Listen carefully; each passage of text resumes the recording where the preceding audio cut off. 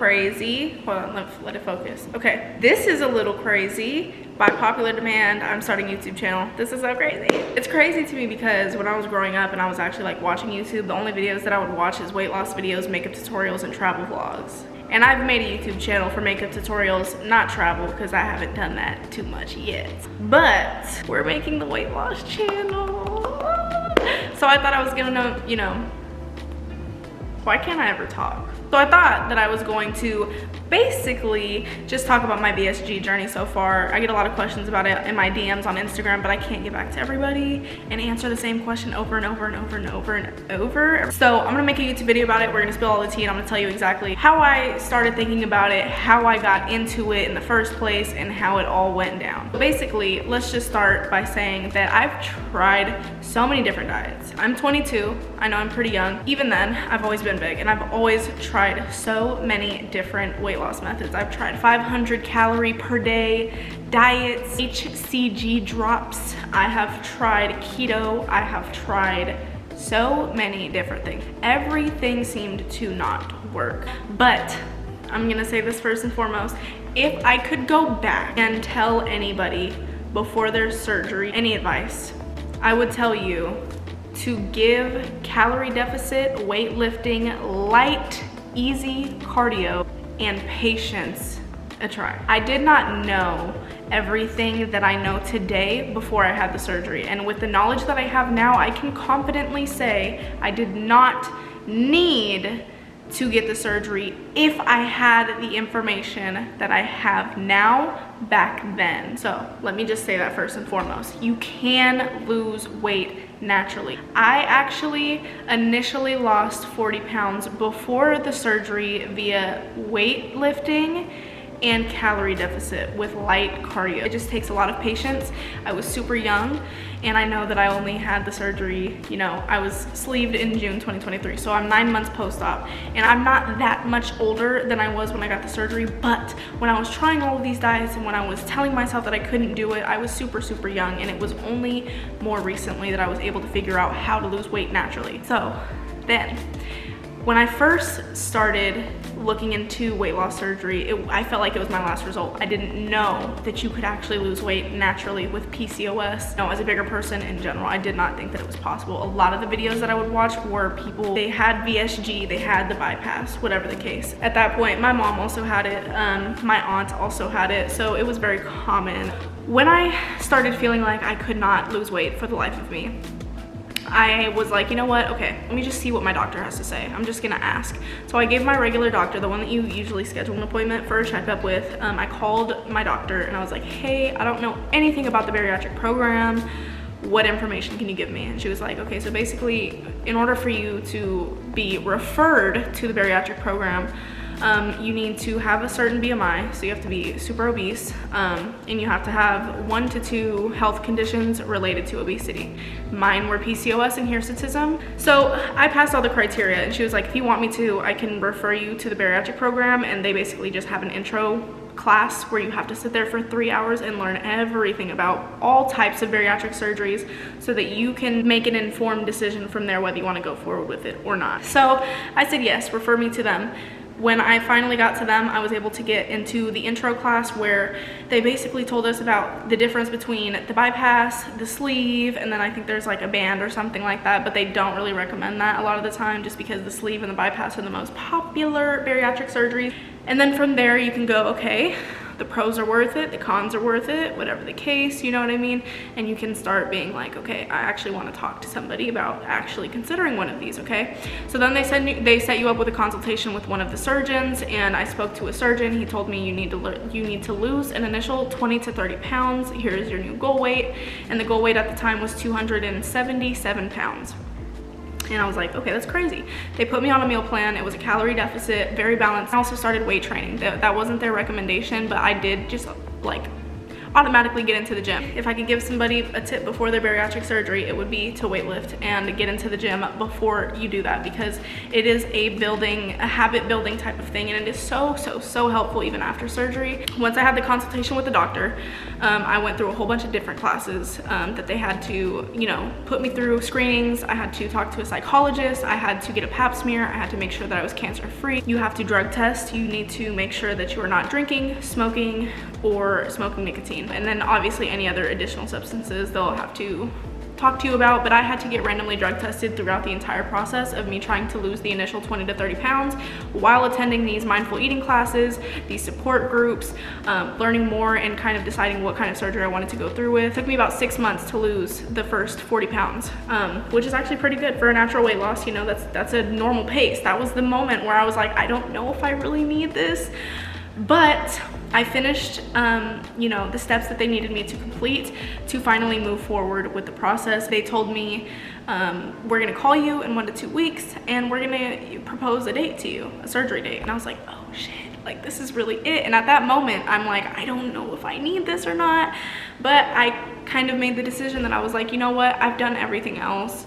I just wanna make sure, I wanna be sure that this is the last time that I have to ever do this weight loss thing again. They told me if you don't go through with the surgery date, you have to restart the entire process again, which took me forever, and I didn't want to do that again. They told me that they had a date the week after. So you're going at this little program for 6 to 7 months. You're just like, okay, I don't know when my surgery is. And then one day you finish, you lose all the weight that they want you to lose. And then they give you a call and they're like, hey, we're ready for you to go under the knife next week. Are you ready?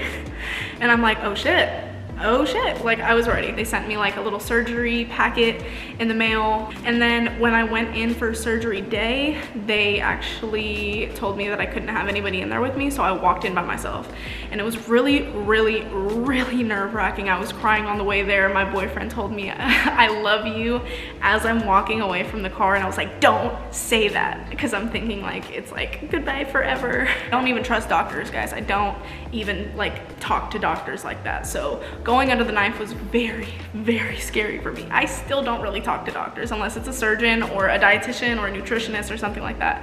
I don't normally go to doctors for things. Anyways, surgery day. They had me take all my piercings out. You know, I had a really cool nurse. She took a selfie on my phone. They told me that I couldn't have the phone in there too, so I was like really fucking freaking out. And then they kept putting like different solutions and things in my IVs and stuff. And then, you know, a guy would come and be like, hey, I'm the anesthesiologist. I met my surgeon in person before the surgery happened. He was like very comforting. He was like, I'm gonna make sure that you're doing just fine. Your heart rate is gonna be monitored the whole time. We're gonna make sure that you're straight. Every time they would come and put more liquids in my IV, I'd be like, are you putting me to sleep? Are you putting me to sleep? They'd be like, not yet, not yet, not yet. The time that they actually did put me to sleep, I like don't even remember. I don't remember them telling me that they were putting me to sleep, but I remember just being like, I feel very nauseous and woozy. And then my cart started moving, my bed started moving, and I'm like nodding in and out of consciousness. And then the last thing I feel is like my body getting lifted off of the bed and slammed onto an operating table, and I just see these big giant LED lights in my face, and then I'm out. And then I wake up, and I'm the only person in like the recovery room. The nurse tells me, are you feeling okay? He has me sip on some water as soon as I get up, and the first thing that he asks is like, do you want to try and see if you can get up? Because obviously I'm trying to get out of there as quick as possible. I did not want to spend the night at the hospital, so they told me I needed to drink water and prove that I could keep it down without throwing up. I needed to pee, and I needed to show that I could walk. So I did all of those things. Then when I peed, they had me come back, and they called my boyfriend to, you know, discharge me after about like an hour. I was very nauseous. They gave me a lot of things to sniff, like alcohol pads, so that I wasn't as nauseous.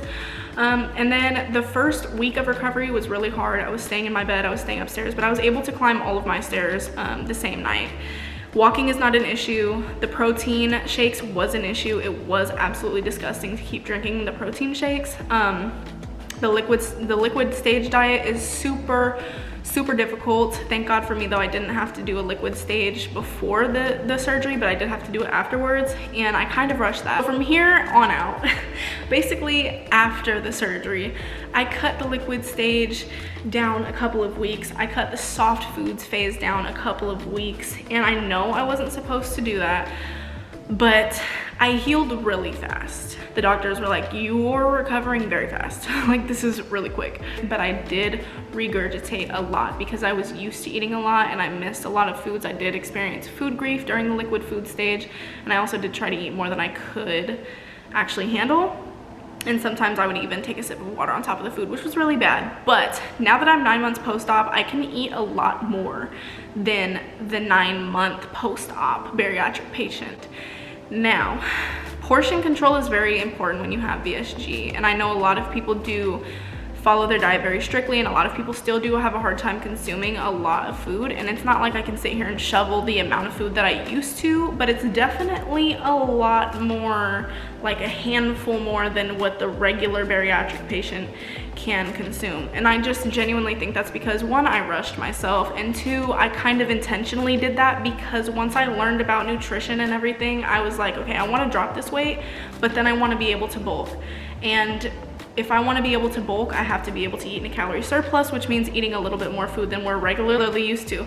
So I knew that I'm kind of like conditioning my stomach to be able to afford a little bit more food so that I can actually prepare myself to bulk. So I'm kind of intentionally doing that. I don't know how to describe it. I'm not a doctor, I'm not a dietitian. So yeah. I'm 9 months post-op and I'm almost 120 pounds down. It has been a crazy, crazy journey. I honestly wouldn't change it for the world. Other than that, that's kind of been my experience. I'm still going through it. I'm still trying to drop more weight. I do have loose skin. I'm not gonna show it here, maybe on another video, because I'm dressed, but yeah. That's it. That's kind of like my VSG experience. I know mine is so different to a lot of different people. Again, I'm young, I healed quick, and I did kind of rush my process. I was in the gym, sorry, I forgot to mention this part, but I was in the gym 9 days post-op. I was there very quick and I went there. Yeah, I've been weightlifting ever since. So I'm almost a year into weightlifting and it's been amazing. It's all been a crazy journey.